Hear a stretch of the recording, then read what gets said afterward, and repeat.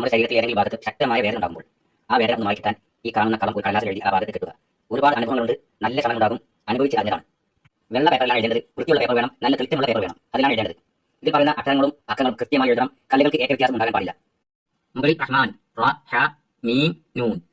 ഇനി 41, 49, 201, 7, 48, 38, 10, 202, 9, 203, 47, 39. ഇനി നക്ഷെ സുലൈമാനി.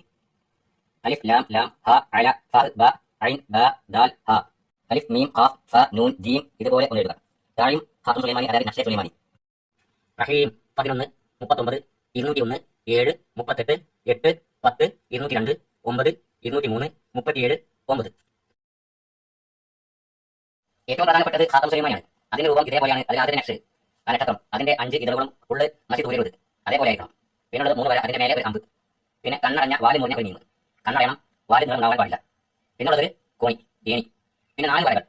അതിന്റെ നിയമം, നമ്മുടെ വലത് കൈയിന്റെ വിരലുകൾ, പെരുവിരൽ അല്ലാത്ത 4 വിരലുകൾ എങ്ങനെയാണോ പിടിപ്പിച്ചിട്ടുള്ളത് അതേ രൂപത്തിലാണ്. ആദ്യം ചെറുവിരൽ, അതിനേക്കാൾ വലുത് അതിന്റെ തൊട്ടടുത്തുള്ള വിരൽ, അതിനേക്കാൾ വലുതായിരിക്കും സെൻട്രൽ വിരൽ. പിന്നെ നൂലുവിരൽ, സെൻട്രൽ വിരലിനേക്കാൾ ചെറിയതായിരിക്കും. ഇതേ രൂപത്തിൽ എഴുതണമെന്നാണ് പറയുന്നത്. പിന്നെ ഹ, പിന്നെ ഒരു തലകുത്തനെ കിടക്കുന്ന ഒരു വാ, ശേഷം ഒരു ഹാത്തം, അതായത് സ്റ്റാർ.